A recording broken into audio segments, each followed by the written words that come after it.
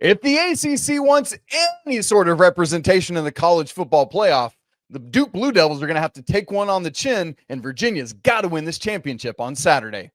You're talking ball with the ACC squad. From Florida State to North Carolina, from Syracuse to Miami, and from NC State to California, it's the local experts of the Locked On Podcast Network bringing you scoops, breakdowns, and the most comprehensive preview of the upcoming ACC weekend. Hang on, it could get loud, it could get heated, and it will definitely be fun. Squad up, you're part of the ACC squad. Hey there, what's up? Happy Thursday. Welcome into the ACC Squad Show, all part of the Locked On Podcast Network. Now the number one sports podcast network there is in the entirety of this globe that we call Earth. It's great to be together. We got a great quartet today. Jackson Holzer from Locked On Syracuse, Kenton Gibbs from Locked On Wolfpack, and JJ Jackson from Locked On Blue Devils. I'm Isaac Shade from Locked On Tar Heels. So we got some triangle, and we brought in the dude from New York as well. Going to be a great show today. A lot of fun. Here's where we're headed, and we want to thank you everydayers for joining us as we do so. We got to talk about the potential doomsday scenario that might befall our fair conference on Saturday. Then we'll actually preview the championship game between Duke and Virginia, a rematch from back on November 15th. And then finally, we'll wrap up by talking about the ACC-SEC Challenge, which at least on night one, the ACC showed themselves to be much better this year. Thank goodness, my word. Boys, here it is. Let me lay it out, and then we'll unpack this potential doomsday scenario. We've got Virginia. We've got Duke Saturday in the championship game. If Virginia wins, we should be good. If Duke wins this championship game, guaranteed to be behind four of the other conference champions, SEC, Big 10, Big 12, and whoever wins the American, because they're both ranked already. And then assuming that JMU wins the Sun Belt, that would put Duke as the ACC champ at best sixth. And then there's also the assumption that Miami is not going to be able to vault all the way up to that 10th spot in the CFP rankings, which would be that final at-large bid. Boys, are we looking at a doomsday situation here? Who wants to buy the first round?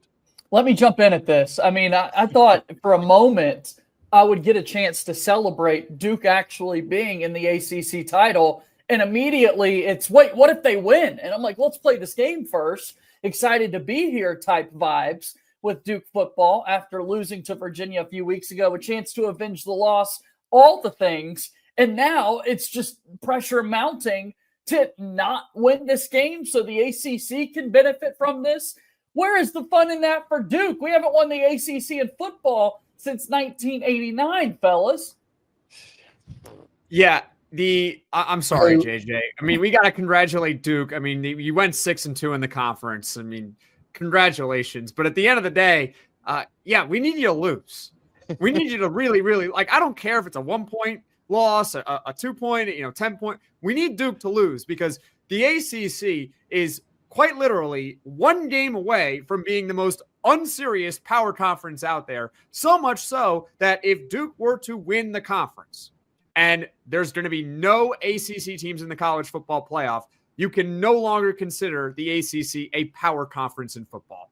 It would become the Power 3, which would really be Power 2 plus Big 12, and the Group of 6. And the ACC would be right there in the Group of 6 because how could we sit here and say we are better than the American or we are better than the Sun Belt if we can't get a team in the college football playoff? If our conference champion is a 7-5 team in the regular season. Oh, by the way, the other representative is Virginia, who's 6-2 in the conference. Oh, wait, they're really 6-3 in the conference, but one of those games doesn't count. This is just ridiculous right now. What are this football conference this year? It's kind of like basketball last year, where can we just wipe it away from our memory and pretend it never happened? No, we shouldn't. This is not an ACC football problem. This is a committee problem. We are sitting here arguing amongst ourselves about whether or not the ACC is good and whether or not we're a Group of 6 team or a Power 4 team here because the committee has decided, well, you know what? So what that the head-to-head means that Miami is the better team when them and Notre Dame line it up. Notre Dame has better losses. One of them is to Miami. This is the type of stuff. This is the type of stuff. Dono gave me this fact recently, and I could not believe it. 13 times since the playoffs have started have we seen two teams with a head-to-head game be right bumping up against each other. Head-to-head, same record, bumping up against each other. Each and every one of the 12. Before this one, the team that won the head-to-head was ranked in front. Every single time except this one. So it's not an ACC problem. Now, the ACC problem is our tiebreaker because Duke not beating any of the other two lost teams and still getting in is a problem. The fact that Duke gets in and benefits from the conference records of their opponents, even though the opponents that are pushing their opponent conference record up the most, they lost to both of them. That is abysmal. That is foolish. That is on the ACC. But the idea that we have no teams that are worthy is foolishness. Because both of those 8-win teams in Louisville and SMU that are oh so terrible, both of those teams have better wins than SEC teams that were ranked all year long. All year long. We had an SEC team be ranked this year without beating a single team in the Power Four with a winning record. So this is not an ACC problem, as Jackson would like to posit it. This is a committee problem. I don't have sympathy for teams on the bubble. I think two things can be true here. I do think that Miami should be ahead of Notre Dame. They beat them head to head. I don't care where it was played. They beat them. They have identical records. They should be ahead of Notre Dame. They are the better team. But I don't have sympathy for teams that are on the bubble because at the end of the day, when you put yourself in a position where you're in the bubble, you could get screwed. And it goes both ways. We saw last year in basketball, March Madness with North Carolina. They were squarely on the bubble. We did not know if they were going to make March Madness or not. They made it. And it benefited the ACC. They made it. And you know what I said here? I said, good for Carolina. They got in. But quite frankly, when you're on the bubble, I don't have sympathy for teams that don't get in.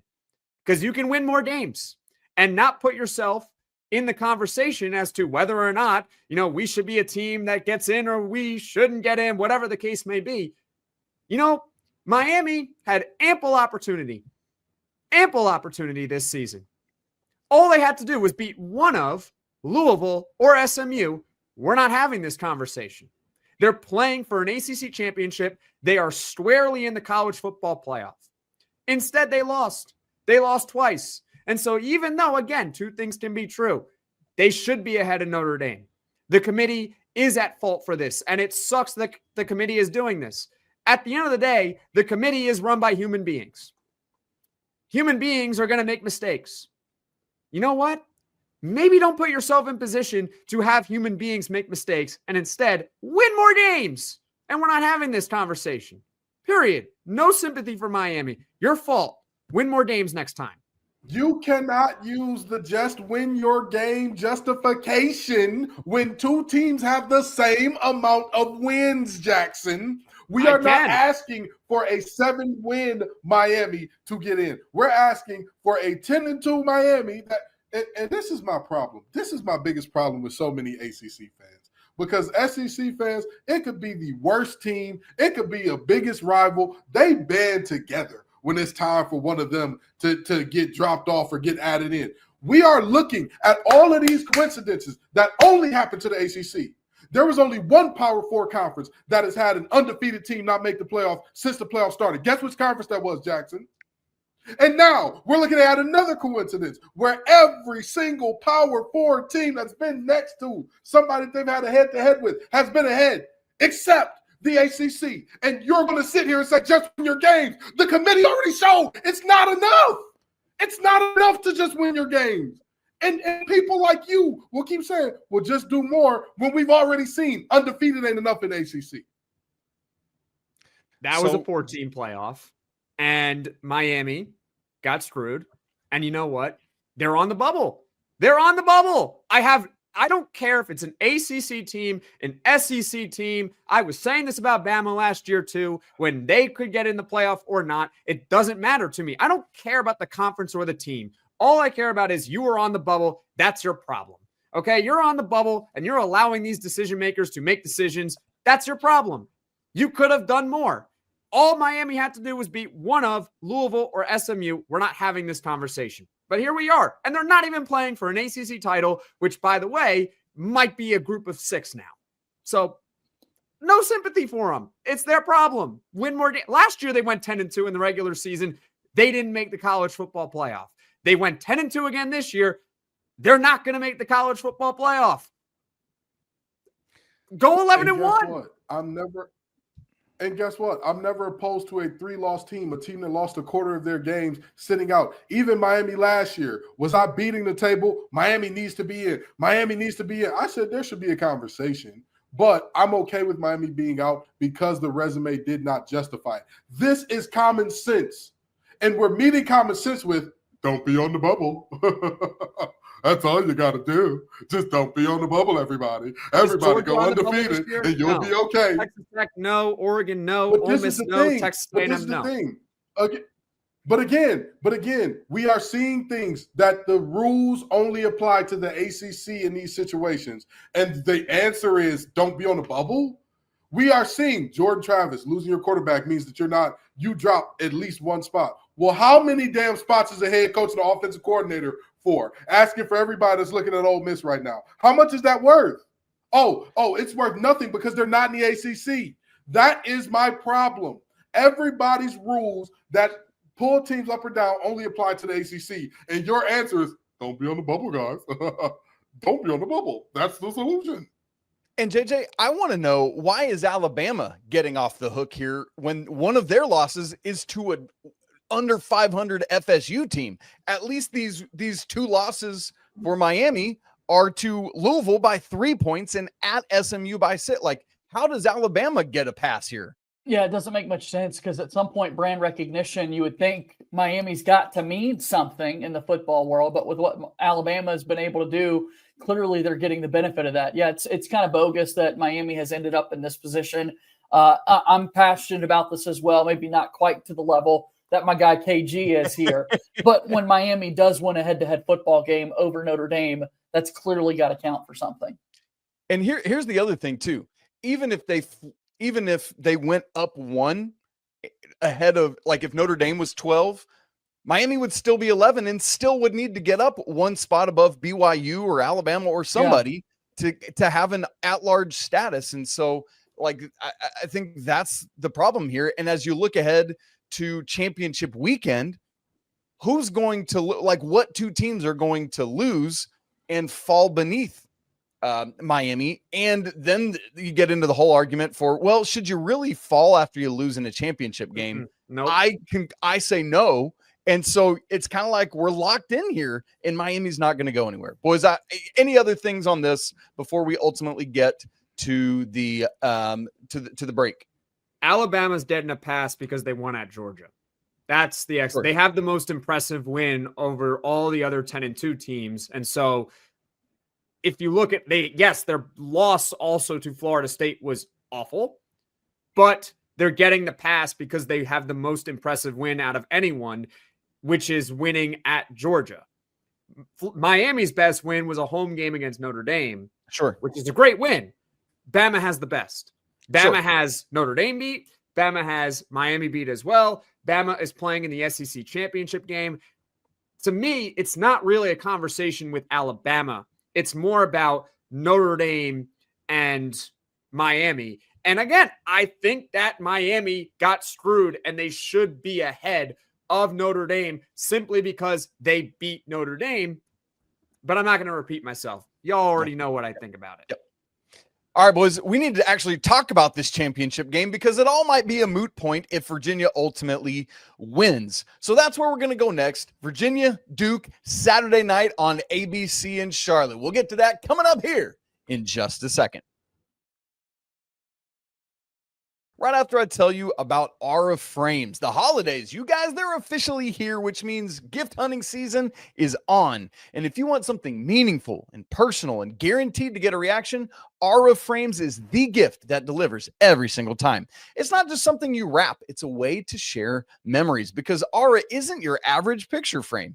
You can preload this frame with photos before you even gift it. So as soon as your mom or dad or dog or brother or whomever plugs it in, the memories are already there. No apps to figure out, no setup headaches, just instant smiles. Endless uploads of pictures and 30-second videos through the Aura app, and you can add a personalized message right there inside the frame, so the gift feels thoughtful the moment it's opened. Packaging, man, it comes gift ready. There's no price tag. There's no wrapping involved. It's a huge holiday win. For a limited time, save on the perfect gift by visiting auraframes.com to get $35 off Aura's best-selling Carver matte frames, named #1 by Wirecutter, by using promo code COLLEGE at checkout. That's auraframes.com, promo code COLLEGE. This deal, by the way, is exclusive to our listeners, and the frames sell out fast, so order yours now to get it in time for the holidays. Support the show also by mentioning Locked On ACC Squad Show at checkout. Terms and conditions apply.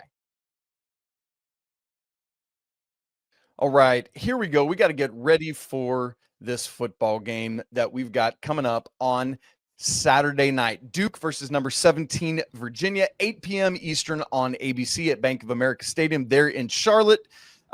Virginia favored by just 3.5 at FanDuel, which seems interesting to me given that Virginia back on November 15th doubled up Duke, and it wasn't even really quite that close. JJ, I want to come to you as one of the combatants in this game. As you look at it, as you started to prepare for it, what in your mind are one or two of the biggest storylines in this game?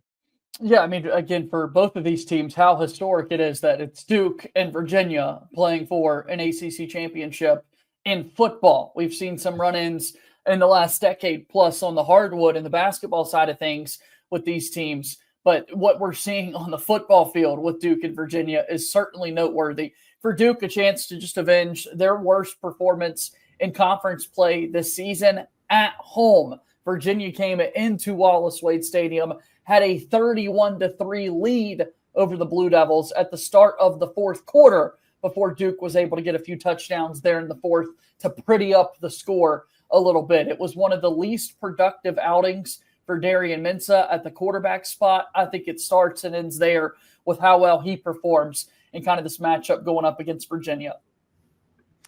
So, Kenton, as you think about this thing and you look back to these teams that played just a couple weeks ago here, right? How hard is it for Virginia? You know, you often talk about, like in basketball, if you play a team twice in the regular season and then play them again in the conference tournament, how hard is it in football when you already know each other really well? Is this harder on the team that won it last time, or is it harder on Duke of like, oh crap, we got shellacked, what do we do now? It's much harder on Virginia, and it's not particularly close. Let me explain to you why. A lot of people say it's hard to beat a team twice and all that, but I think it goes a little bit, it goes into the idea of this. You did it and it worked last time. So now they're developing counters for what worked for you. What do you develop counters for? This was not, the score to this game made it look closer than it was. This was not a game that you looked at most of it and was like, oh yeah, Duke's got a shot in this one. So I say that to say Duke is in a position where they're like, okay, we've taken your best shot. We know what your best punch feels like, as opposed to Virginia, who, I mean, I would have to agree with JJ. I had not seen Darian Mensah in that passing game be as off kilter as they were against Virginia all season long. So ultimately, you look at that aspect of it, and I'd hate to say it, but geographically, Duke fans got to travel about 2 hours to get from Durham to Charlotte. And from Charlottesville to Charlotte is about, what, 4.5 or something along those lines? Something so it's there are multiple factors here that work in Duke's favor. The only problem is I just think this is Virginia's year. I think this is just Virginia's year to get it done. But I do think that Duke has, I mean, all of the things are working for them, but it seems like the universe is finally paying Tony Elliott some kindness for everything that he's been through since his first day as head coach at UVA. Jackson, I know for Syracuse, they played Duke. They didn't face Virginia this year. It was the beginning of the end, if we're being honest, for the Orange this season. What did you take away from that game, and what are you looking forward to on Saturday? Well, aside from the Syracuse stuff, I think that Duke's offense is going to bounce back. I think they're going to be better this game against Virginia than they were a few weeks ago. My question about Duke, and it doesn't really apply to Syracuse because Syracuse's offense was pretty pathetic. Walk on true freshman. Putting it kindly, if we're being, I am being very nice. Can Duke stop anybody? That's what I want to know. Can Duke stop anyone? Because if they can't stop anyone, and then they're going to have to try to win this game like they did against Clemson 46-45. Because I'm looking at Duke right now, and the amount of points that they have let up since October 18th, by the way. That was the last time, I believe. Wait, never mind. The last time that Duke allowed less than 30 points, not counting a game against North Carolina, they allowed 25 in. And North Carolina's offense is pretty pathetic. I mean, their point totals they've allowed, 45 to Clemson, 37 to UConn, 34 to Virginia, 25 to North Carolina, and 32 to Wake Forest. Like, is this team going to stop anyone? They're currently barely inside the top 100 nationally in points allowed per game. They are 111th in yards allowed per game. So what's Duke's game plan here to stop Virginia? What is it? I want to know myself, Jackson, because the defense has not been great. To your point, there have been several injuries on that side of the ball that have impacted Duke down the stretch, particularly in the linebacker position. It started 2 weeks into the season when Nick Morris gets injured and he's been out for the rest of the year. But it starts at the front with VJ Anthony and Wesley Williams. Can they get after Chandler Morris and make his life difficult, and trust on the back end of the secondary to get the job done and perform? Because if the defense isn't stopping anybody, and if you get the offense that you saw against Virginia the first time around, then Duke's got no shot in this. The problem in that game, offensively speaking, was the inaccuracies of Darian Mensah, which we did not see throughout the course of the year. Interestingly enough, in ACC play, Darian Mensah was never intercepted. He took care of the football. There were a few fumbles that he had in ACC play, but his interceptions all happened in non-conference play. And that's, the earlier conversation we had about the losses piling up and Duke not being in the CFP position that they are.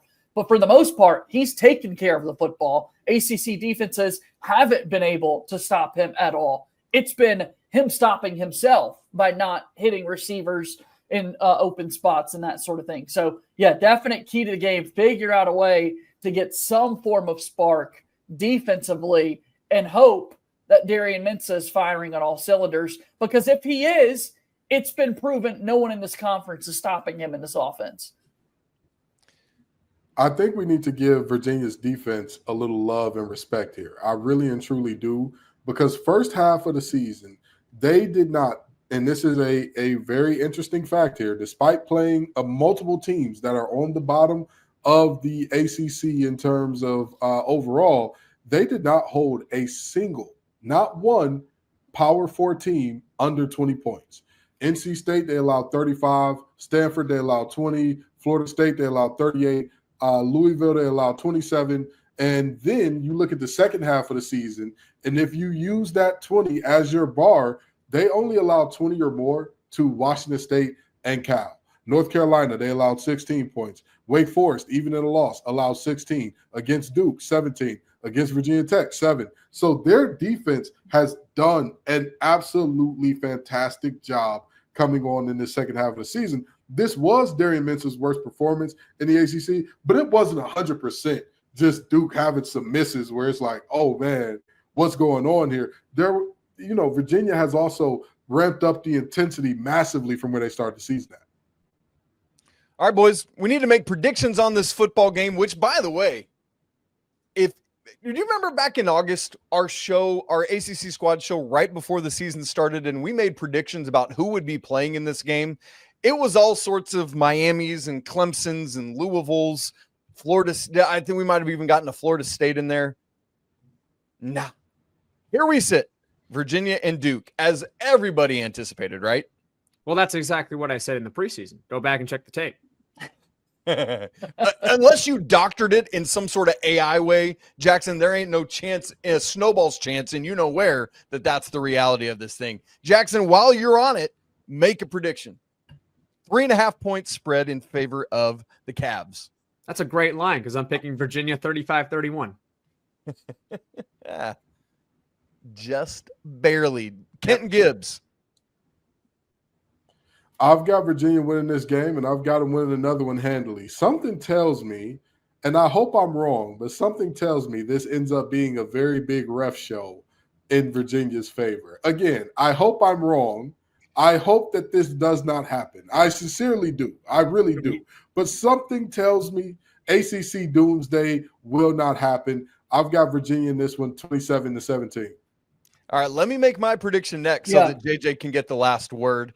I'm also going to go, apologies, JJ, with Virginia on the win here. I'm going 35-24, a couple possession win there for the Cavs to, as Kenton said, avoid the potential doomsday scenario. Because let's be honest, James Madison ain't losing Detroit. That's a 23.5-point game right there. JJ Jackson, you get the final word on predictions, my guy.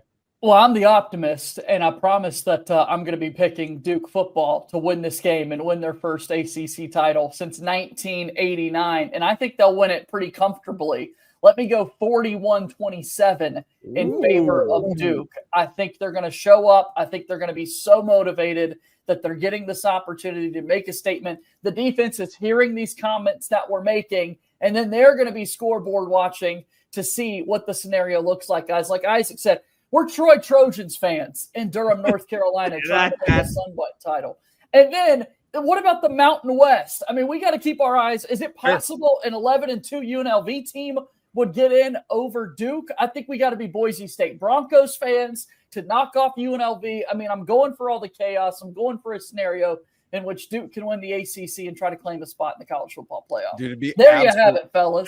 I don't. Honestly, I'm here for the chaos.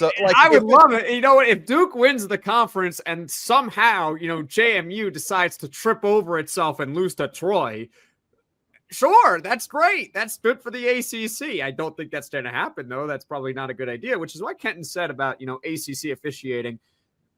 Maybe we let it slide for this game and we just, nudge it for Virginia a little bit. JJ's just getting dumped on. Dumped on. 50-50 call goes to Virginia.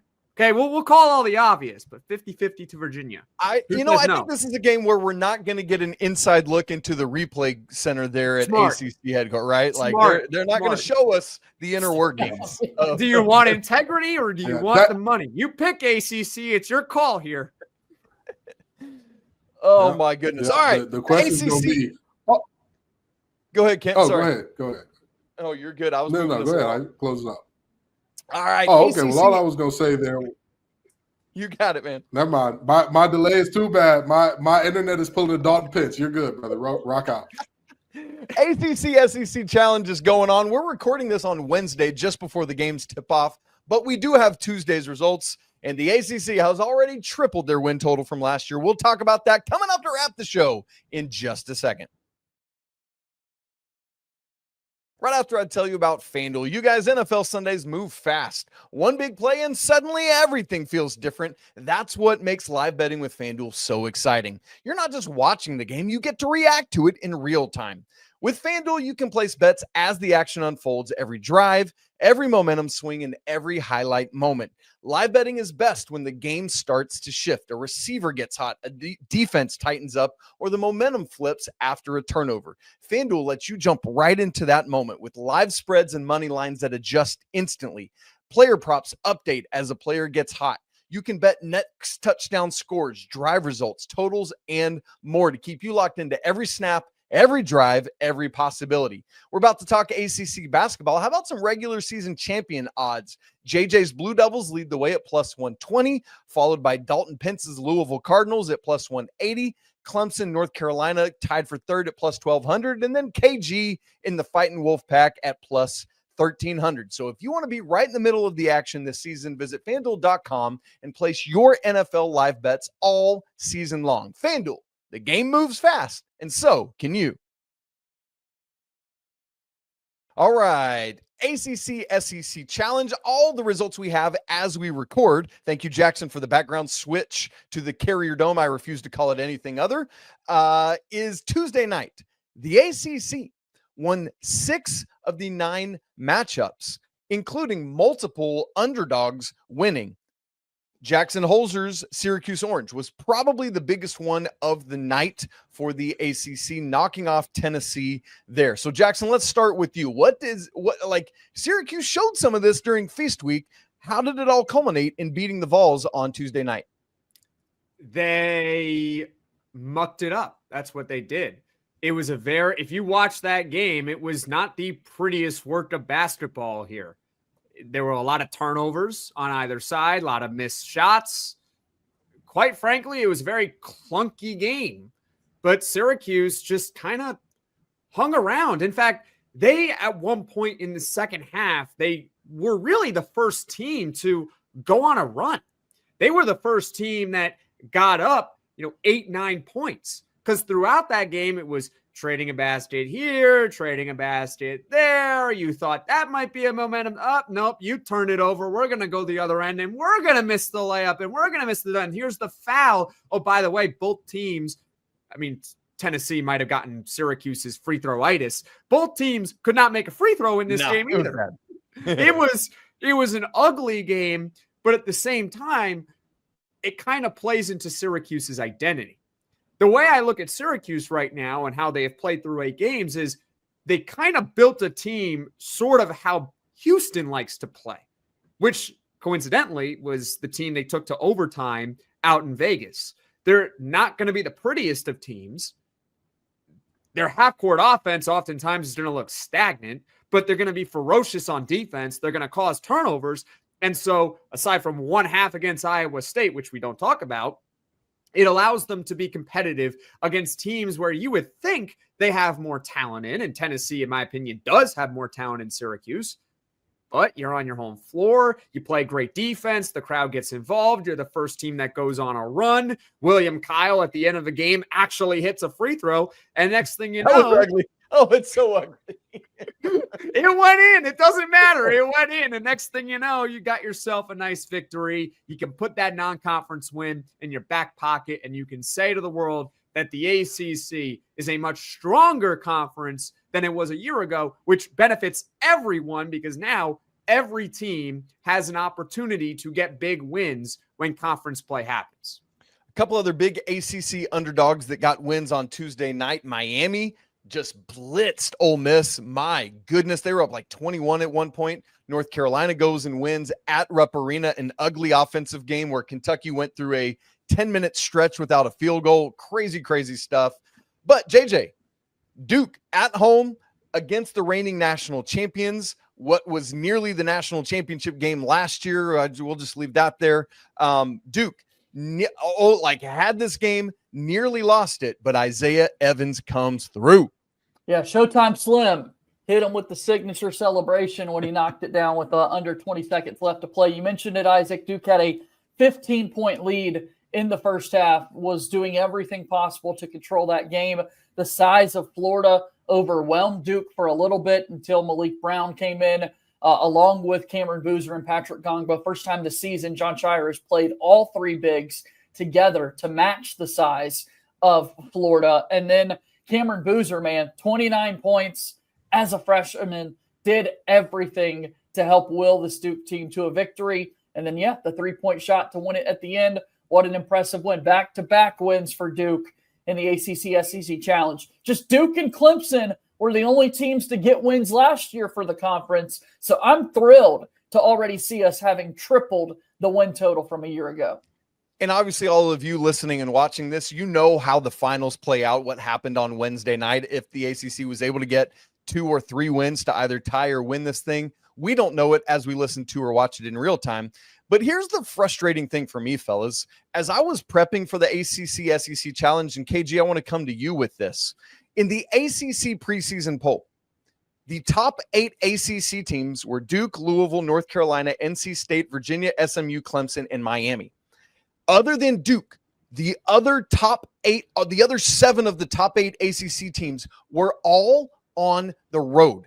in this event. How does that happen to our conference? And so you look at that, KG, obviously NC State on the road, down on the plains at Auburn, a game that JJ went to, I guess, as everybody listens to or watches that. KG, what do you make of that in terms of the ACC trying to win this event when their top teams are all on the road? Well, who puts this thing on every year? What station? What can somebody help me out here? It rotates every year. This is a rotation. ESPN. Oh, okay. I was just making sure.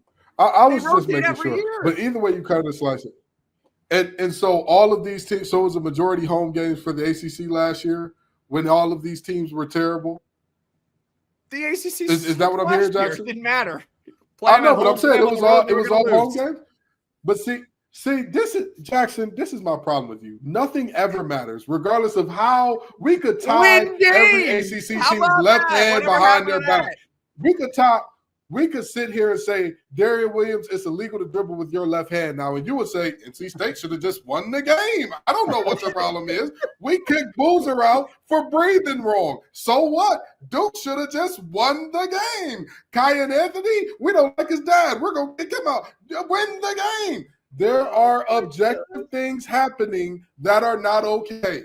All of the ACC being on the road when we finally have legitimate coaches is not okay. That should not be a thing. At minimum, we should say, all right, let's go through and each one home, away, home, away, home, away. That way you can't make a complaint about, oh, well, we've got our one matched up against their six or anything like that. No, we match you up by levels and we get each one. This year, y'all one gets home. Next year, y'all get the odds at home. You know, that's how it should be, Jackson. That would make sense. But I get it, Jackson. They could play us with 5 players only. Just win the game. Hey, look. Okay, let me put a thorn in. North Carolina go on the road and win? They did, but North Carolina was at home. North Carolina was at home each of the last 2 years. So they don't just straight flip-flop it. Carolina hosted Tennessee, hosted Alabama. I thought they flip-flop every year. I'm not going to lie to you. So that's a mistake. You know what? At the end of the day, look, North Carolina was on the road going to Kentucky. What did they do? They backdoored their way into a victory. Okay, they won. Miami, weren't they top 8 preseason poll? Yeah. What did they do at Ole Miss? Spanked them. Thank you. Are you not allowed to win games on the road? Isn't that what good teams are supposed to do? Aren't you supposed to beat teams that are on the road? This is good for the ACC. We're going to sit here and now complain about how the schedule is made?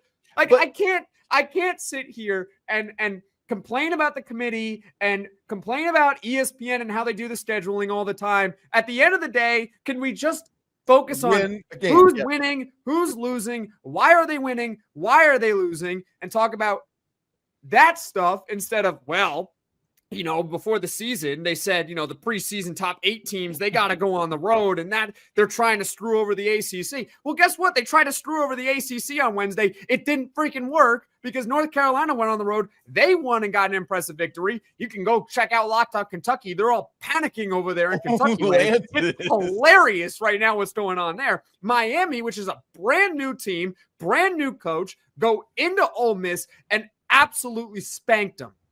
Syracuse was at home against a team that should have probably beat them and said, you know what? We're going to get ourselves a signature win early in the season. We don't care that we're playing Tennessee for the 3rd year in a row. 3rd year in a row, we're playing Tennessee. Guess what? And the JMA Wireless Dome had nothing to do with that. Who cares? Yep. Who cares? Go ahead and beat them anyway. Like, what difference does it make? Just win the game. Win. Hey, I'm tired of the excuses here about the conference and trying to screw us over. Like, win. Fair. Look, at the end of the day, yeah, you got to win games. I've heard that somewhere before. JJ, here's the truth. What did Todd Golden say after this game? How many points better than Duke do you have to be to win at Cameron? 10. He said, you know, the whistles go in Florida's direction or in Duke's direction at home on the floor there. But, Duke got the win. That's all. Like Jackson, I see a win at the end of the day. I see a win. Cry all we want. It's a win. Keep crying. Like, keep crying, keep celebrating, whatever. Did you win? Did you lose? Was it the ref's fault? It doesn't matter. And that's good. Look, the wins are massive. And ultimately, too, here's the other thing for me.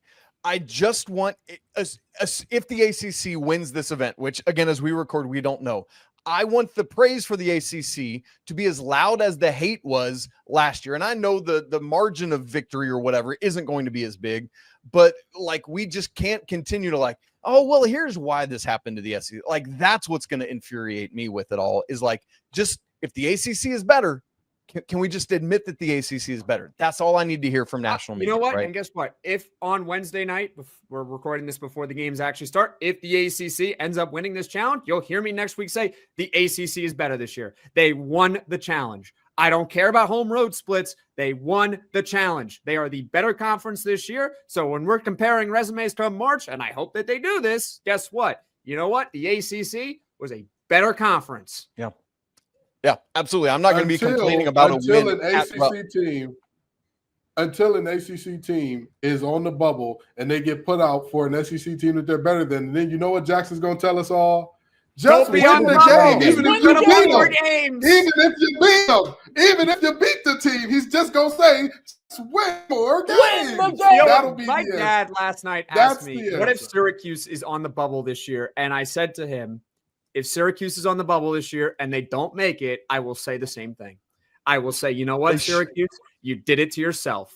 You could have just won against Houston in overtime. If you beat Houston in overtime, you're not going to be on the bubble. You should have won that game. Yeah, you probably should have won that game. You would have been nice to have that in your back pocket. So I don't want to hear about the bubble. Don't be on the bubble. All right. It's clear and obvious the ACC is definitely better this year. How much better? That still remains to be seen. Really good stuff. It's been great to be together. I love all the back and forth. And I think our new mantra of the show is hashtag just win games. Let it stamp forever more. For Jackson Holzer from Locked On Syracuse, Kenton Gibbs from Locked On Wolfpack, JJ Jackson from Locked On Blue Devils, I'm Isaac Shade, the host of Locked On Tar Heels. Thank you all so much for being here with us on Locked On ACC Squad Show, making it your first listen or watch of the day. And also want to thank all of you for making the Locked On Network the #1 sports podcast network there is. We cannot tell you how much that means to all of us that all of you come hang out with us. It's incredible, and we do not take that for granted. Well, you guys, we'll be back with you again next week. We'll obviously have all the breakdowns from the ACC championship game. We will know if the ACC has a team in the CFP or not. Lots to come on that, I'm sure. Make plans to be back with us then. We'll have more basketball and all sorts of great stuff. But for now, ACC Squad Show, we out. Peace.